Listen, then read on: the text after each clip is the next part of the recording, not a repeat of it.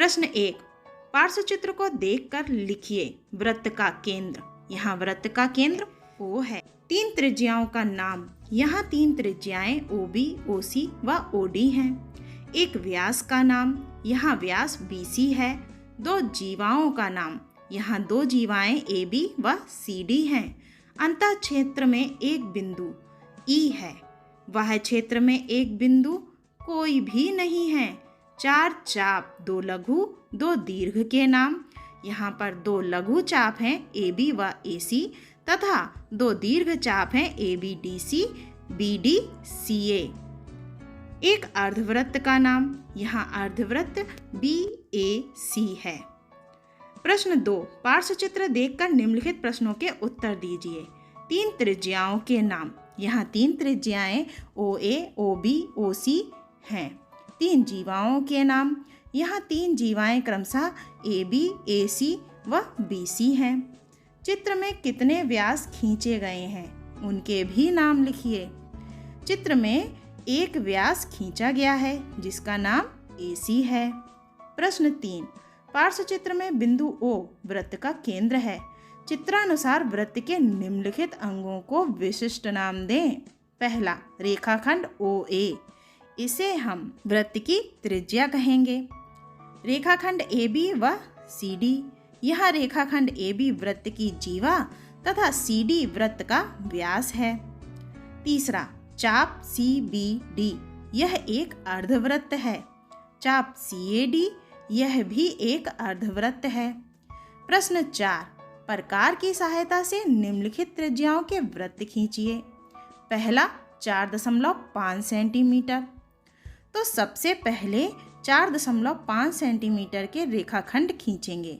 उसके बाद प्रकार की सहायता से इसे मापकर O को केंद्र मानकर वृत्त खींच देंगे। इसी प्रकार दूसरा, 3.2 सेंटीमीटर। यहाँ पर भी हम सबसे पहले 3.2 सेंटीमीटर का रेखाखंड खींचेंगे। उसके बाद प्रकार से मापकर O केंद्र लेकर वृत्त खींच देंगे। प्रश्न 5, प्रकार की सहायता से निम्नलिखित व्यास के वृत्त खींचिए। पहला प्रश्न, 7.6 सेंटीमीटर। यहाँ वृत्त खींचने से पहले सबसे पहले हम व्यास से त्रिज्या ज्ञात करेंगे। त्रिज्या ज्ञात करने के लिए हम व्यास में 2 का भाग देंगे। अतः वृत्त की त्रिज्या 7.6/2 बराबर 3.8 सेंटीमीटर होगी।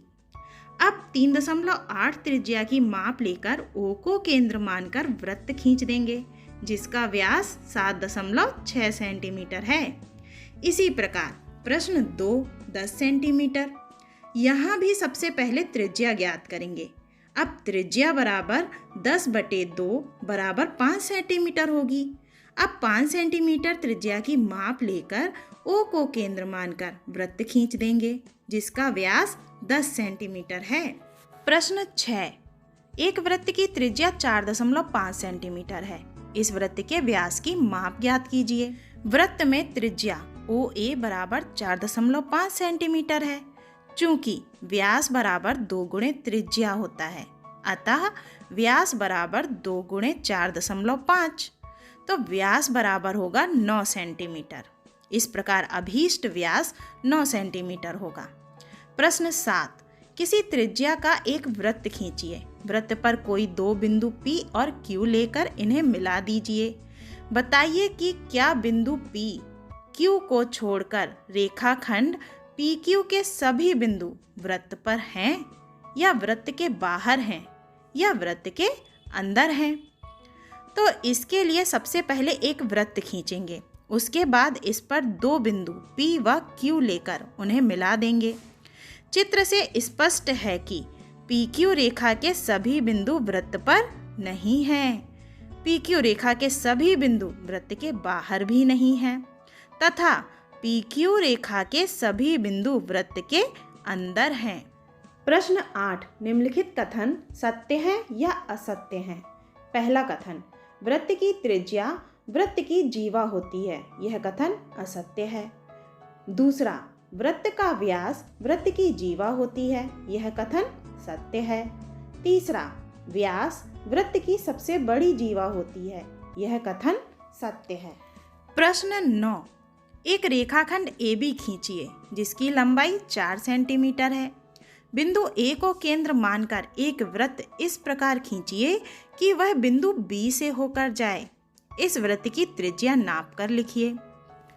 तो सबसे पहले 4 सेंटीमीटर की माप का रेखाखंड AB खींचेंगे तथा A को केंद्र मानकर AB बराबर 4 सेंटीमीटर की माप लेकर वृत्त खींचेंगे जो कि बिंदु B से होकर जाएगा। यहाँ त्रिज्या AB बराबर 4 सेंटीमीटर होगी। धन्यवाद।